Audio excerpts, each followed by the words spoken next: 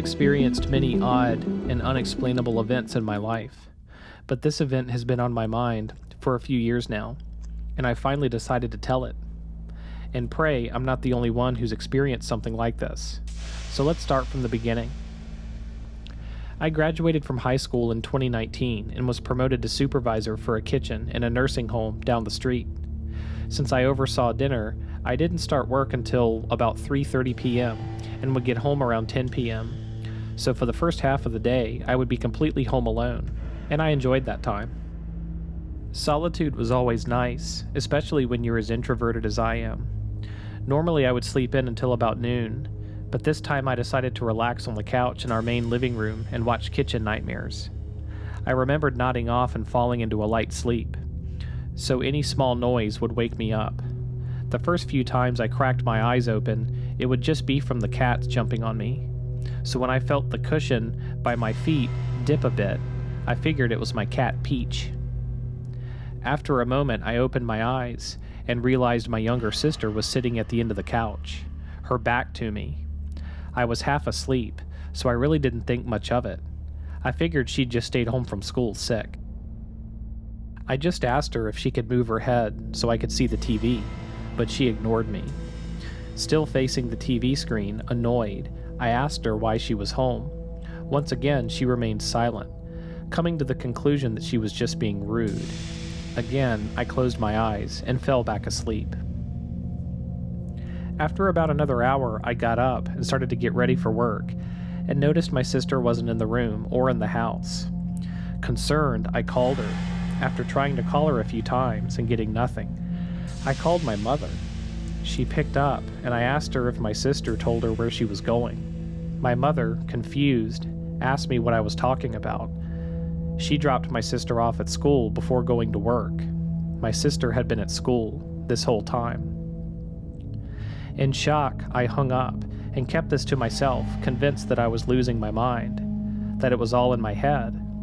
But I remember that moment so vividly. I remember what my sister was wearing, how she was sitting, how I felt a shift in the couch when she sat down. This wasn't a dream.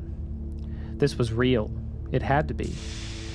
There was something in my house with me that morning, and it was not my sister. I kept this experience to myself.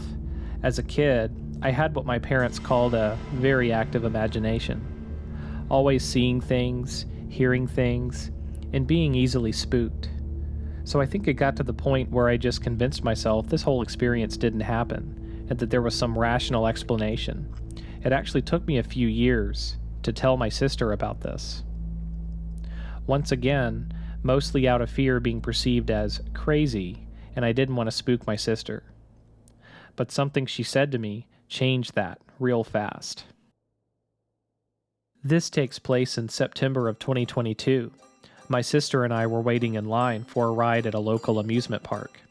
Every year, my dad's workplace would rent the whole park for employees and their families. We spent most of the day together as a family, but about an hour before closing, my sister and I went to the back of the park to ride some night rides, so it was just the two of us, and the waiting was getting terribly boring. My sister and I aren't very close, and don't have much in common, so we struggled to have a conversation, and for the most part stood in silence. But out of the blue, she spoke up. "Hey, do you want to hear something freaky?" As a lover of all things spooky, that caught my attention, so I immediately replied with an eager, "Yeah." And a part of me wishes I had said no. My sister is a night owl, and over the summer would stay up until 6 a.m. I had just started working a different job after quitting my nursing home position, so I was starting to go to bed at 12 a.m. every night and would be up around 10 a.m. So she would be the only one awake. One night, she noticed light coming from the crack at her bedroom door from outside in the hall, and she heard both my voice and our mother's voices. They were talking, only it was hard to understand, as if we were either speaking too quickly or just speaking complete gibberish. She quickly grabbed her phone, checking the time, and her confusion only grew when she noted that it was 3 a.m. What were we doing awake? Sometimes my mom and I would go to the front window if the weather was bad during the night to keep an eye on the storm, or if there were sirens.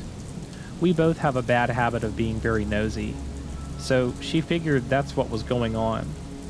After a few minutes, she could still hear the voices and still see the lights, growing curious. She got out of bed and opened her bedroom door and rushed into the hall expecting to see me and my mother by the window talking. Only that's not what she saw. There were no lights on. It was completely dark besides the illumination from her phone screen, and there was no one in sight. Not our mother, not me. Not even the cats were out there. Unsettled and confused, she turned to my bedroom door, thinking I was messing with her. She opened my door, and I was asleep with both cats. She goes back in the hall. Mom and Dad's bedroom door is also shut. She peeks in there, and both are sleeping. Now, my sister is a rational person. She was always the one to go into the basement first and tell the others that monsters and ghosts aren't real. So she completely pushed this event out of her mind because in her eyes, it wasn't a big deal. Maybe she was just overtired, or our grandfather's TV downstairs was a bit loud, and that's what she heard. But like my own experience, this kind of sat at the back of her head, and the house grew to be a little less comfortable.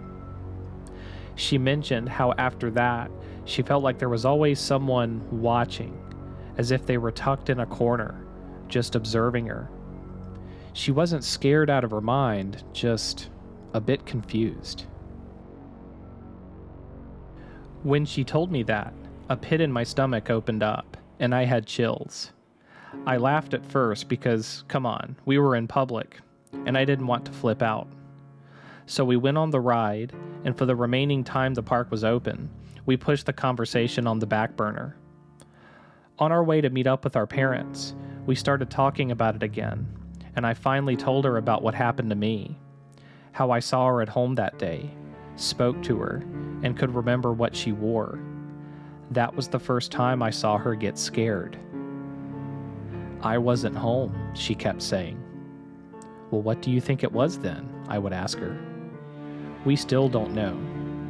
We don't know if we want to know.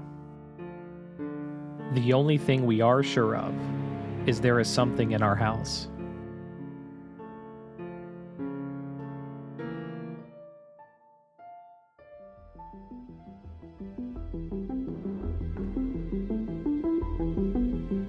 Thanks for taking the time to check out this video. It really means a lot. If you haven't already, like the video, subscribe to the channel, and hit the notification bell to get alerts anytime new content is uploaded, as I typically upload once per week. I have some really cool things coming up on the horizon that I'm really excited about. Until then, thank you very kindly again, and I'll see you real soon.